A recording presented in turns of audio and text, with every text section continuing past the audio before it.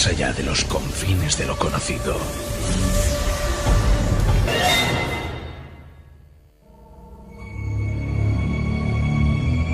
Enigmas y misterios.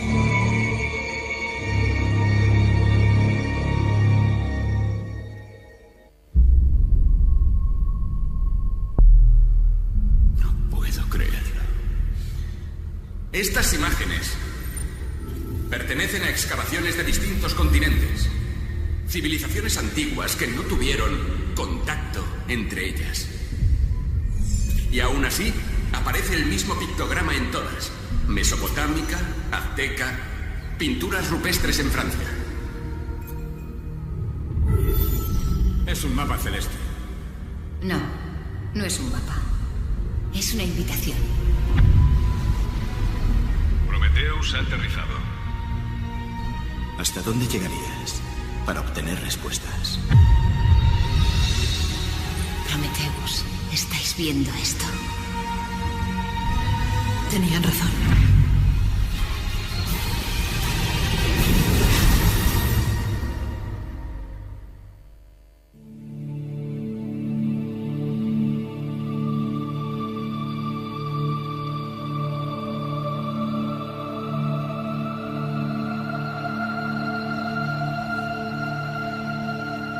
Esta noche nos remontaremos en el tiempo a 3.600 millones de años en busca del origen de la vida.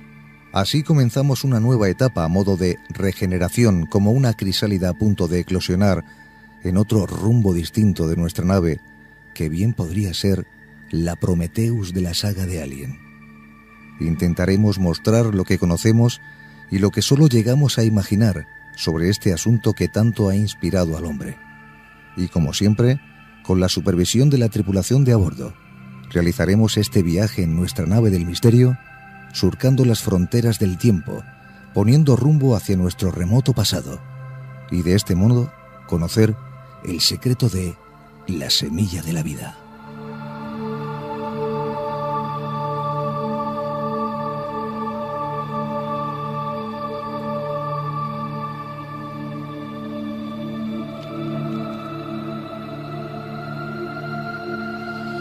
Así es, Javier. Nuestro viaje en esta nueva andadura es evidentemente ilusionante y esperanzador. También estuvimos hablando de comenzar el programa de otra forma, ¿no? Un poco viendo un resumen de lo que había sido todas estas temporadas anteriores. Lo que ocurre es que llega un momento en que son tantas temporadas, Javier, que necesitaríamos muchos programas resúmenes para poder iniciar algo. Entonces, como tú has comentado bien, necesitamos una regeneración, ¿no?, por parte de la tripulación, porque la criogenización, después de milenios, ¿no? suele ser bastante conflictiva, como también sucedía en la película Prometheus, ¿no? Cómo se despiertan de esa criogenización después de milenios, a lo mejor, ¿no? Ahí congelados. Y tal vez eso haya inspirado un poco también el tema de esta noche. Bueno, otros mundos yo creo que se ha construido a base de tesón, de trabajo. Sabemos, Javier, que han habido muchos sinsabores, muchas noches memorables de misterio, con grandes personajes del misterio. Pero, hombre, después de una trayectoria profesional de tanto tiempo, sería de justicia reconocer que hay una emisora murciana como esta que ha admitido a otros mundos de alguna forma y nos ha puesto de nuevo en marcha, ¿no? Eso es importante. También es un homenaje a eso, ¿no? Porque el principio de la vida es el principio de cualquier otra cosa, porque al fin y al cabo todo es similar en la naturaleza. Las cosas parecen que comienzan siempre de la misma forma. Hay una serie de circunstancias que se dan óptimas para que todo funcione. Y bueno, la naturaleza funciona así también. Si nos fijamos cómo nacen las plantas, cómo nacen los seres humanos, todo es una concatenación de acontecimientos que favorecen que eso suceda. Y ese es el principio de la vida.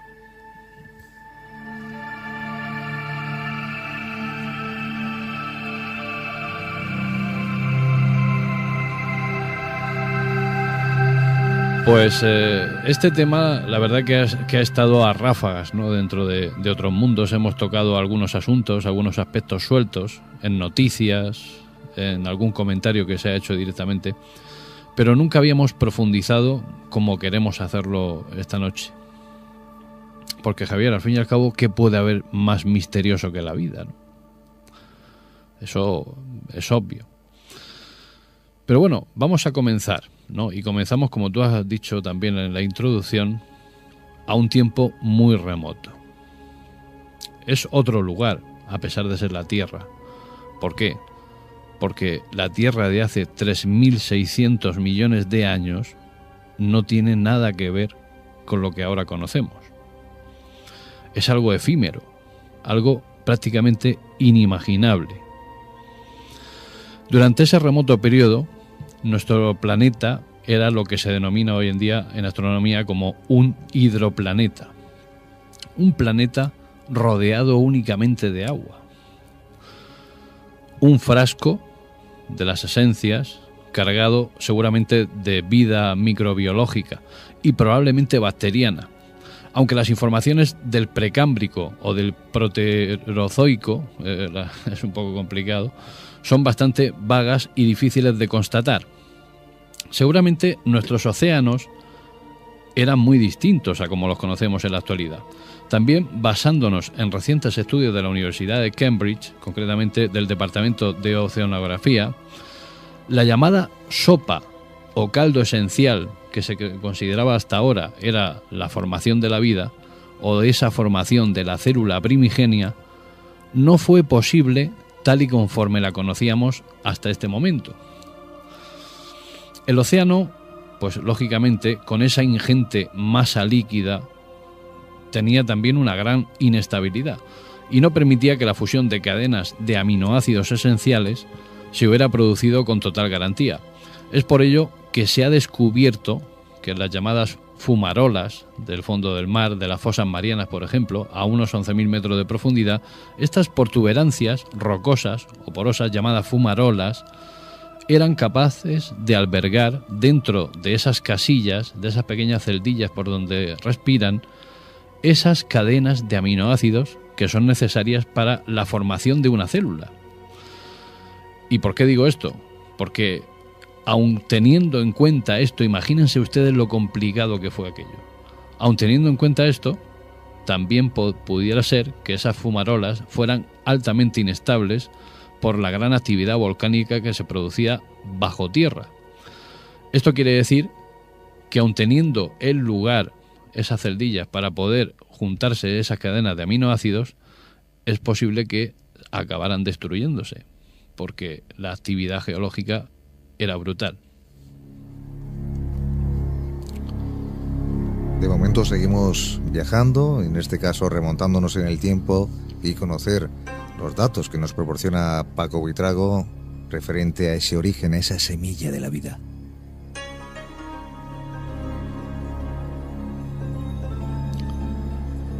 Pero fijaos que aquí es donde queríamos llegar. Llegamos a que la teoría del caldo básico o la sopa que albergó la vida hace aguas, y nunca mejor dicho, ¿no? Porque evidentemente estaba todo lleno de agua. Al principio escuchábamos precisamente un fragmento de la película de Ridley Scott, Prometheus, un film que precisamente nos habla de este asunto. Pero seguro que muchos profanos creerán que el film de ciencia ficción es una creación simplemente del autor de Alien, pero no es del todo así. Y ahora vamos a ver por qué.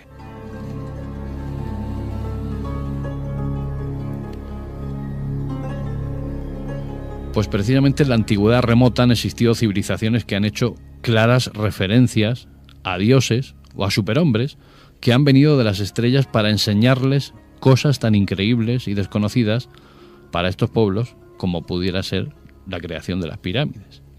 Tenemos infinidad de ejemplos. Los egipcios creían que unos seres que venían del espacio, representados con la piel de color azul, una altura de más de 2,30 metros y la cabeza extremadamente apepinada, que eran los Sensuhor o los hijos de Horus, al parecer le enseñaron a construir las pirámides.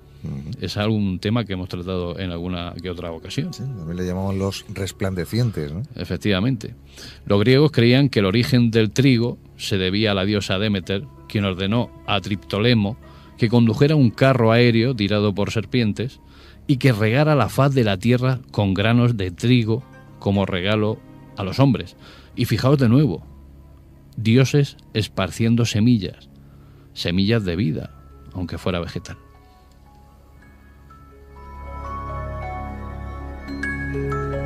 Y nos seguimos deteniendo porque, ya que hablamos de Egipto, en más de una ocasión, y eso también lo sabe José Fernando, hemos hablado de la panspermia, que ya se hablaba también en el antiguo Egipto. Sí. Bueno, luego lo desarrollaremos, además. Bueno, pues en la América precolombina se encuentra una leyenda que atribuye a Quetzalcóatl la introducción del maíz, entregándosela a los hombres desde una balsa tirada también por serpientes. Los mayas hablan en el libro sagrado de Popol Vuh de sus dioses como los introductores del maíz amarillo y blanco, y que a partir de este cereal crearon a la humanidad. Y ahí se dice también que la dotaron de tal inteligencia y tales conocimientos que exploraban los 4 puntos cardinales del cielo y la faz redonda de la tierra. Podían ver lo grande y lo pequeño en el cielo y en la tierra.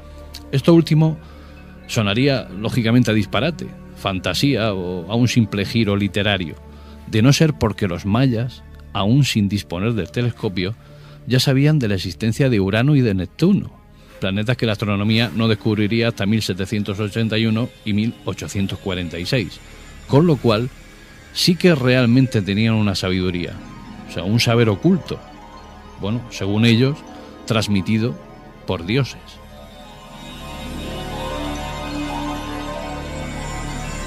Y que entre las ruinas mayas existe ese lugar llamado el observatorio. Efectivamente, entre otros.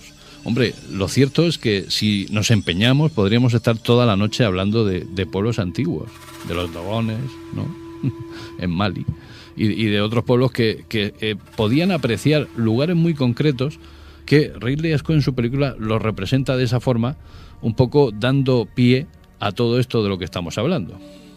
Pero bueno, volviendo al principio de este asombroso viaje por lo más remoto de la existencia de nuestro planeta, no parece casual que los pueblos antiguos coincidieran en el hecho de la creación de la vida por parte de inteligencias superiores, teniendo en cuenta que los indicios científicos no pueden asegurar que en esa sopa primigenia, como antes hemos comprobado, sería extremadamente complicado que el primer organismo unicelular pudiera haber existido allí. Esto nos lleva a una pregunta.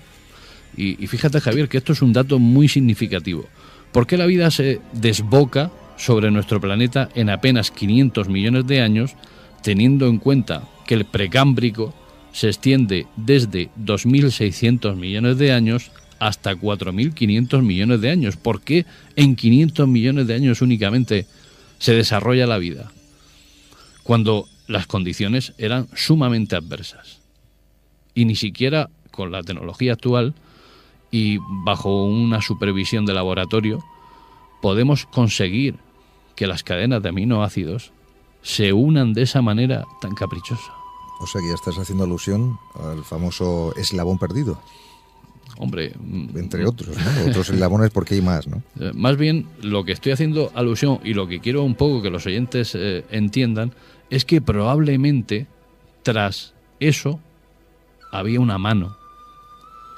Los dioses, esos dioses de los que los antiguos hablan. El dios que consiguió que la semilla se plantara y creciera.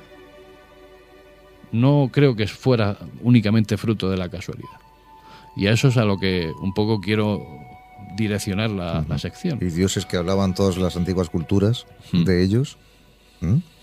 Claro.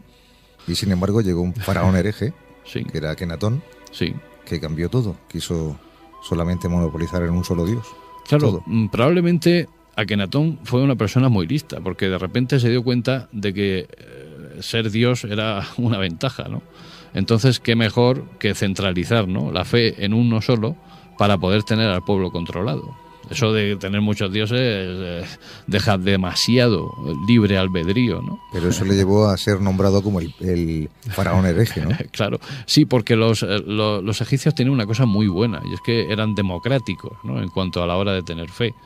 Ellos permitían muchísimos cultos, incluso les permitían a las mujeres tener sus propios cultos, y no había ningún problema. Pero volviendo a lo que estábamos comentando, aunque es muy interesante todo esto, Javier, no te extrañe que en alguna ocasión lo podamos tratar también en profundidad, ¿no? El politeísmo en Egipto es un asunto muy interesante. Pero imagínense que la Tierra, de repente, en esos 500 millones de años, de repente es como si una chispa iluminara un árbol de Navidad, ¿no? De repente llega el funcionario del ayuntamiento y enciende el árbol de Navidad de la ciudad, ¿no? O sea, de repente sucede eso en la Tierra. Todo se ilumina. Empiezan los aminoácidos a mezclarse, esas primigenias células, esos organismos unicelulares, se reproducen, y esto pasa de forma totalmente sorpresiva, si tenemos en cuenta los enormes periodos que supuestamente creían en un principio los científicos que habían tardado en desarrollarse en esa sopa esencial o combinarse esas cadenas de aminoácidos.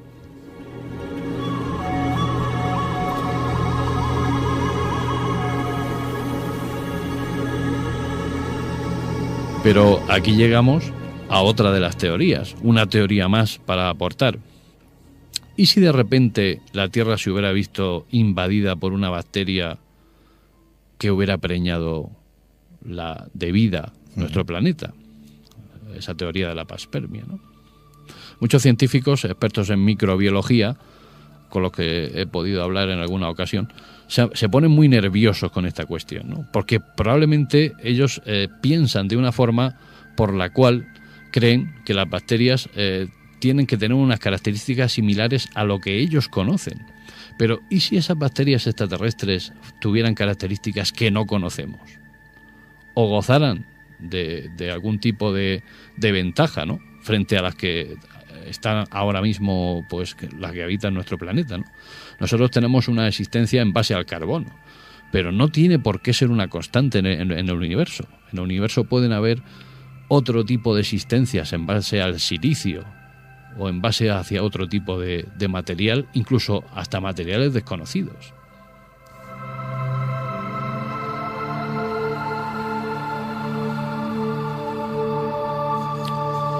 Y seguimos preguntándonos cosas. ¿Y si esas bacterias extraterrestres tuvieran la virtud de autocriogenizarse incrustadas en rocas de hielo que pudieran portar un asteroide?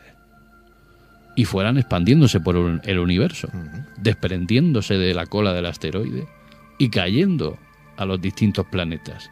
Como bien decían, ¿no?, los mayas, o como bien decían los egipcios, ¿no? Esos sensujor que hacían que la semilla penetrara en una roca, ¿no?, y las iban lanzando por el espacio. Imagínate eso, qué interesante, ¿no? Cómo ellos pensaban que la vida se esparcía. Pero sin duda esta teoría sería de lo más descabellado si no fuera por el detalle de que los egipcios creían en eso. Es curioso que la ciencia abandone en ocasiones la capacidad de imaginar y de crear una hipótesis a través de herramientas que evidentemente no existen. Así es. Julio Verne, por ejemplo, era el rey de la prospección científica. Él, bueno, de una forma desconocida, pues, bueno, imaginaba sobre cómo se podría llegar a la Luna, sobre cómo se podría uno sumergir en las profundidades del océano, o cómo podía ir al centro de la Tierra, ¿no? Sí, sí.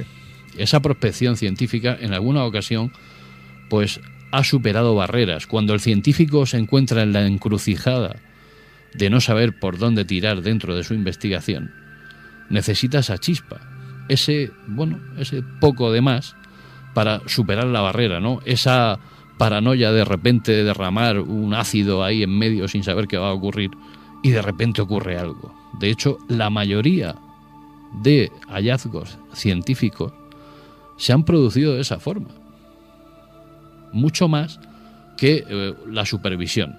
De hecho, los avances científicos del siglo XX han sido así, en su mayoría. Pero bueno, aún así no quiere decir esto que olvidemos el rigor científico. El rigor científico es necesario, pero también es necesaria la prospección científica de la que gozaba, por ejemplo, Julio Verne.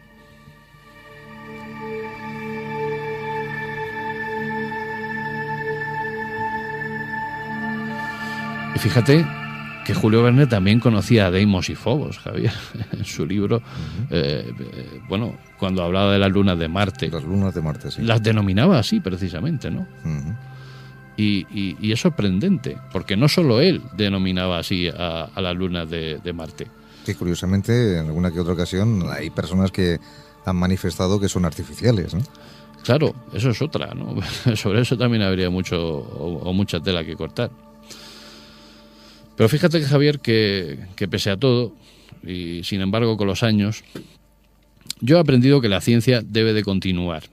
Debemos de acercarnos a los asuntos misteriosos que nos atañen en el espacio, por ejemplo. Pero hay que mostrar una mirada científica, pero nunca hay que perder esa imaginación, que también nos puede ofrecer muchas posibilidades. Ya digo, el encasillamiento, el rigor científico, sin un poco de imaginación, es totalmente infructuoso.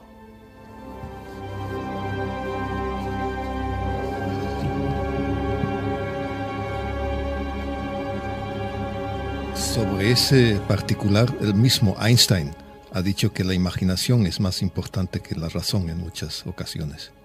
El mismo Einstein, que era un científico al cuadrado, por decir así. Y fíjate que hay científicos como Isaac Newton que se volvieron locos porque creían firmemente que existía un código secreto en la Biblia.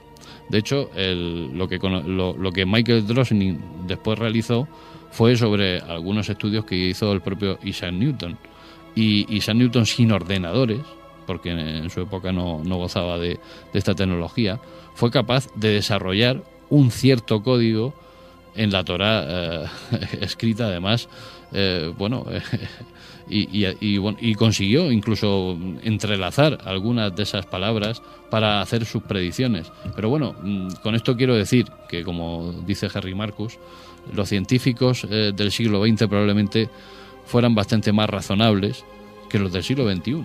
Sí, bueno, lo que decías sobre Egipto, ahí, mientras hablaba sobre Egipto y todo eso, la panspermia y todo lo que venían de los dioses, en fin, me vino a la memoria una tablilla muy inquietante que a veces citan algunos y otros prefieren no hablar de eso porque no saben cómo interpretarlo, donde dice: recuerda, oh hombre, que cuando yo vine, tú aún vivías en las cavernas.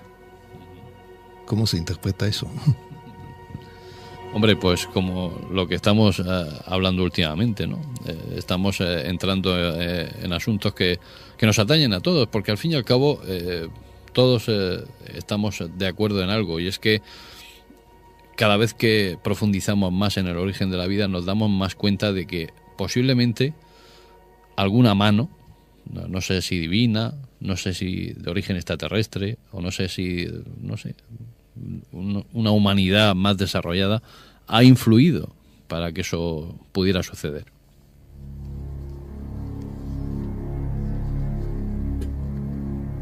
Y para terminar con este asunto, con este mundo, yo les dejaría una interrogante en el aire, que ya ha mencionado anteriormente Paco Buitrago, pero que es cierta.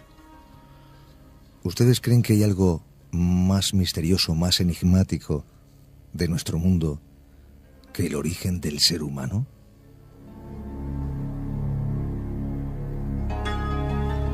Por todo ello, la semilla de la vida, este asunto, sigue siendo un enigma, sigue siendo un misterio.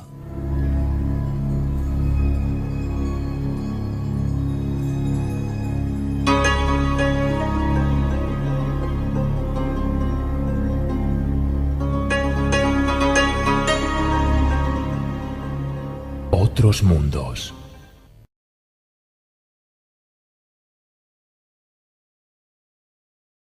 comenzar el programa de otra forma, ¿no? Un poco viendo un resumen de lo que había sido todas estas temporadas anteriores. Lo que ocurre es que llega un momento en que son tantas temporadas, Javier, que necesitaríamos muchos programas resúmenes para poder iniciar algo. Entonces, como tú has comentado bien, necesitamos una regeneración, ¿no?, por parte de la tripulación, porque la criogenización después de milenios, ¿no? suele ser bastante conflictiva, como también sucedía en la película Prometheus, ¿no? Cómo se despiertan de esa criogenización después de milenios, a lo mejor, ¿no? Ahí congelados. Y tal vez eso haya inspirado un poco también el tema de esta noche. Bueno, Otros Mundos yo creo que se ha construido a base de tesón, de trabajo. Sabemos, Javier, que han habido muchos sinsabores, muchas noches memorables. Es un mapa celeste. No, no es un mapa. Es una invitación. Prometheus ha aterrizado. ¿Hasta dónde llegarías para obtener respuestas? Prometheus, ¿estáis viendo esto? Tenían razón.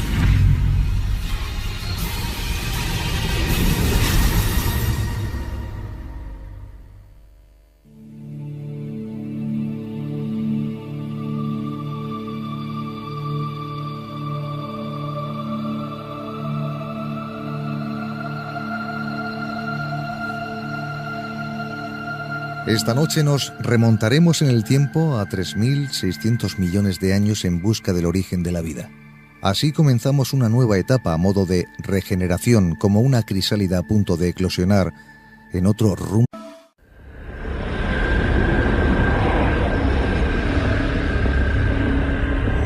Otros mundos.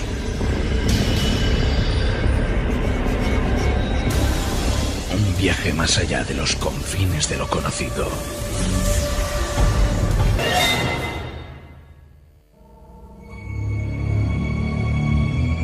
Enigmas y misterios.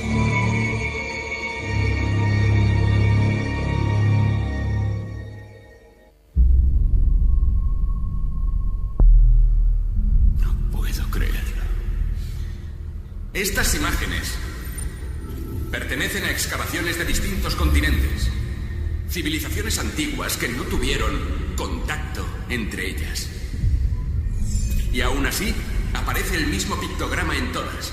Mesopotámica, azteca, pinturas rupestres en Francia.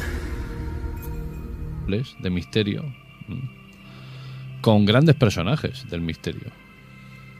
Pero, hombre, después de una trayectoria profesional de tanto tiempo, sería de justicia reconocer que hay una emisora murciana como esta que ha admitido a Otros Mundos de alguna forma y nos ha puesto de nuevo en marcha, ¿no? Eso es importante. También es un homenaje a eso, ¿no? Porque el principio de la vida es el principio de cualquier otra cosa, porque al fin y al cabo todo es similar en la naturaleza. Las cosas parecen que comienzan siempre de la misma forma. Hay una serie de circunstancias que se dan óptimas para que todo funcione. Y bueno, la naturaleza funciona así también. Si nos fijamos cómo nacen las plantas, cómo nacen los seres humanos. Rumbo distinto de nuestra nave, que bien podría ser la Prometheus de la saga de Alien. Intentaremos mostrar lo que conocemos y lo que solo llegamos a imaginar sobre este asunto que tanto ha inspirado al hombre. Y como siempre, con la supervisión de la tripulación de a bordo, realizaremos este viaje en nuestra nave del misterio, surcando las fronteras del tiempo, poniendo rumbo hacia nuestro remoto pasado, y de este modo conocer el secreto de la semilla de la vida.